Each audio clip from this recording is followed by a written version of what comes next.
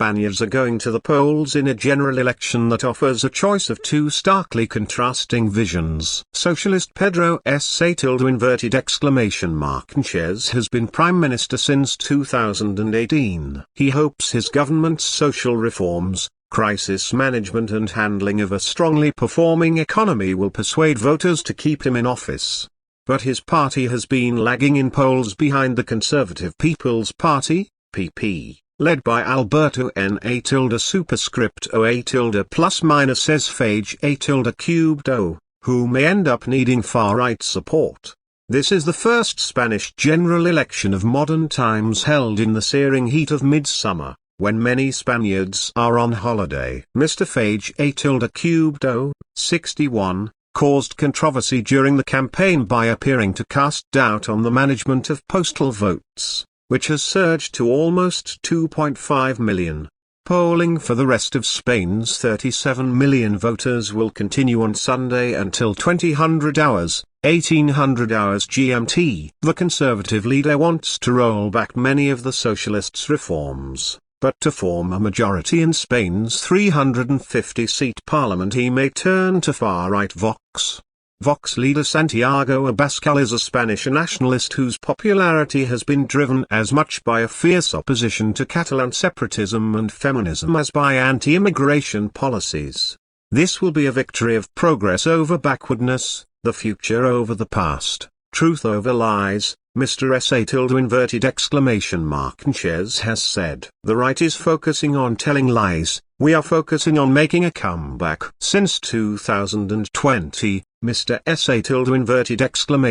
Sánchez, 51, has led the first coalition government of Spain's modern era together with Unidas Podemos, to his left. His administration has navigated the pandemic, a volcanic eruption on the Canary island of La Palma and the impact of the war in Ukraine, while overseeing a steady drop in the jobless rate and one of the fastest growing economies in Europe. However, these issues have featured much less during the campaign than Mr. Sánchez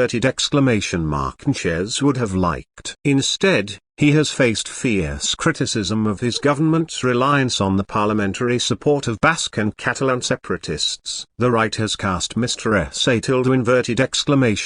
Sánchez as a cynical power grabber, willing to engage with the enemies of Spain's constitutional democracy in order to remain in office. Mr. Feijóo has said that if elected he plans to reverse a series of reforms introduced by the left-wing government, including laws tackling the legacy of the Franco-nationalist dictatorship and making gender transition easier. He also wants to review new euthanasia and abortion legislation. He has appealed to Spaniards to give him enough votes to end the impasses in the country's politics. A strong majority that doesn't need to rely on radicals is crucial in order for us to move forwards, he said. He has come under pressure in the latter stages of the campaign over his friendship with the notorious Galician drug trafficker, Marshal Dorado, during the 1990s. Mr. Feijóo has said he was unaware of Dorado's criminal activities at the time. In regional and municipal elections in May, the PP gained ground as the Socialists and other parties on the left suffered losses. However,